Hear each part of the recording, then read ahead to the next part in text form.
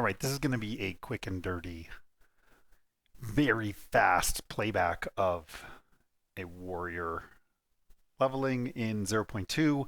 In this level through, it was solo self found with only blue gear. I just passed on all the rares. I did not equip any rares. I got, I don't know, probably 3 or 4 rares that I could have equipped on this character and another 8 to 12 that I were for another class. But I just didn't. I banked them all, didn't do anything with them. And people were saying like, "Hey, zero point 0.2 is so much harder." It doesn't seem any harder to me than zero point 0.1. It seems about the same, which I also found fairly easy in this run through, which you're going to see goes by very fast. I died twice um, on bosses, and it's avoidable. I'm not a warrior player, so I could have avoided it if I played monk, which is my normal class, but whatever. Like dying twice in Act 1 isn't really that big of a deal. It was to the consort and the Orgrim village guy that does the guillotine drop. So here you see I kind of in every zone, I go around the zone. I find all the X's of the zone first, find the waypoints, find the doors, find the waypoints on the other side of the doors so that I only have to go through and clear a zone once. And then once I have all the exit waypoints, I come back, finish the boss or whatever's in the zone, and then use the waypoints to go to the next spot. I generally skip by a few things like the underground worm dude in the Clearfell zone. I skipped Fraythorn. In this run through, I actually skipped Fraythorn until after I finished the count because I forgot about Fraythorn. So I didn't even have a spirit buff. I just did it with all blue gear and no spirit buff. And then I went back and did the Fraythorn boss. The speed might be a little too fast to pick up on much, but right here you can see for a little while I was using Frost Bomb because I just throw Frost Bomb onto every character because it kind of has utility just at the very early levels. And I was just using Rolling Slam and Bone Shatter, taking all damage nodes.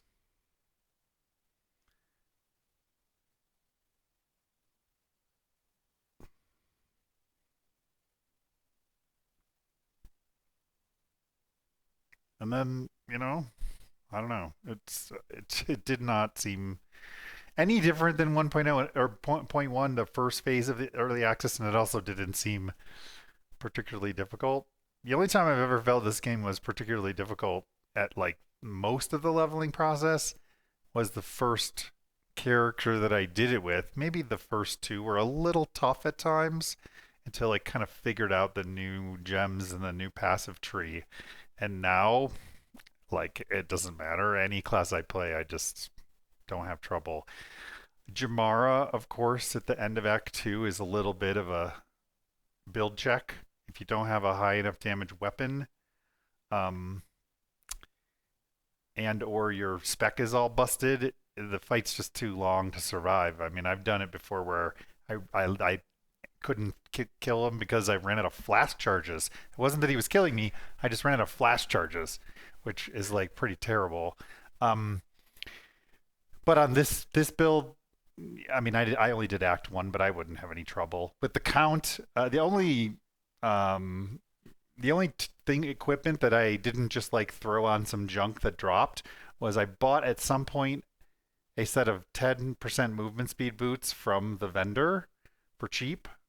And I then right before doing the count, I bought a blue weapon with some more damage from the vendor, a two-hander. So that's it. That's all I bought, and I bought it with we're talking like 800 gold. So I definitely earned that much on this run.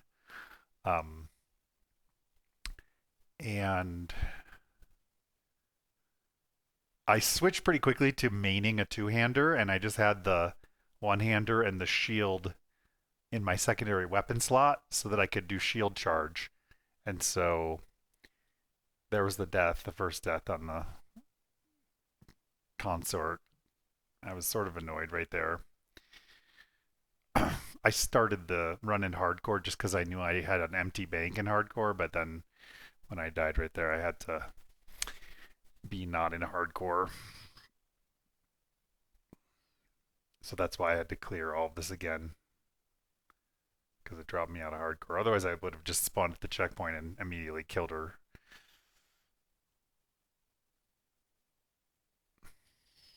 Anyway, it took me a little while to find her, but second time, no problem. Surprisingly, with this build, I had no problems doing the cemetery boss at the end of the zone, which sometimes can be a little bit annoying, but this guy, he just stuns so fast and does so much damage to stunned enemies. Crazy. So we can see here, I'm still using Frost Nova a bit.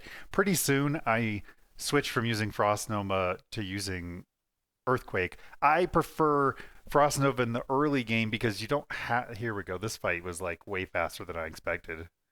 Like that was just, I don't even know. It was so easy. So, Frost Nova is a little bit easier early than using Earthquake. They're kind of both the same. You know, you do something and then it explodes a little bit later. Uh, but Frost Nova, you don't have to go stand in the spot that you want it to blow up in. So early on, it's much easier to just Frost Nova at range and then let it blow up. But because I'm not building int, I can't keep scaling Frost Nova. So eventually I switch to Earthquake so that it scales with my weapon and start doing more and more damage. But by that point, I also have enough survivability that I can, you know, throw a totem in to distract them, or I can walk in and do an Earth Shatter, and I have the support gem to make the timer lower, and so it just ends up. Sorry, Earthquake. It just ends up being more viable a little later. I don't like how it feels if you try to take Earthquake at like level 3 and use it. You mostly just walk in there to try to Earthquake the ground and then just get like one shot by 4 mobs. So I don't like that. I prefer to just Frost Bomb out there early. But anyway, here we're doing this zone. Again, I go around the whole zone, kind of finding all the exit points.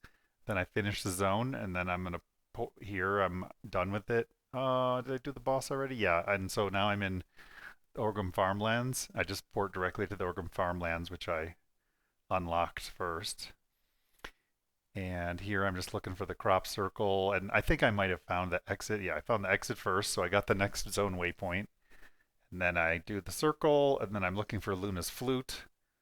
So there we go. Got the flute. Now I'll go and port back to the Orgrim village. I think I already had Renly's tool on this account because I did play a Huntress on it, on the new league.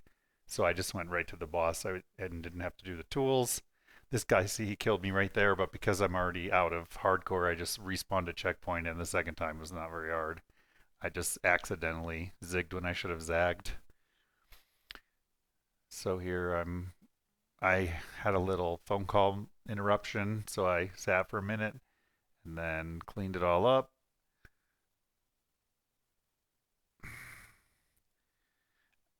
I was trying to see if there was. I was looking for the skill gem that used to exist to give shield charge 2 charges, but I guess it doesn't exist anymore because I've realized shield charge is doing a pretty crazy amount of damage with stomping ground on it. So I kind of wanted to be able to do 2 in sequence, but I guess that isn't meant to be.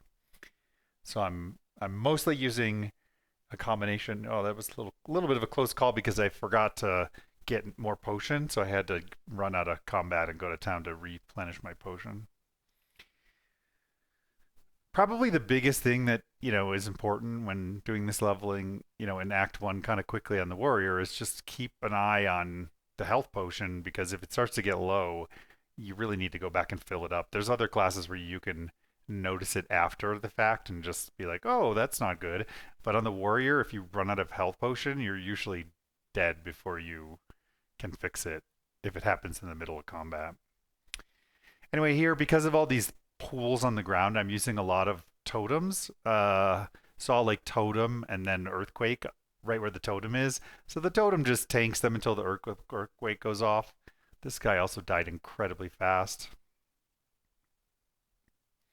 because it's very hard with the warrior to stand on those blood pools and fight. You kill one of the guys, he makes the blood pool, and then you got like three more guys you're fighting, and you're dying from the blood pool, not the other guys. So I just tried to use line of sight and totems and shatter and occasional shield charge to get through these guys.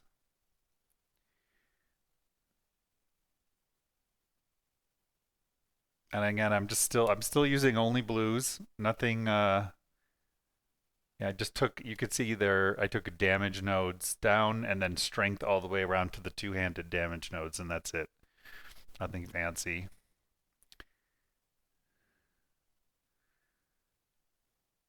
And right before this fight is when I bought the upgraded two-hander from Renly for, I don't know, whatever it was, 400 gold. It was just a blue. Here I'm taking two-hander nodes.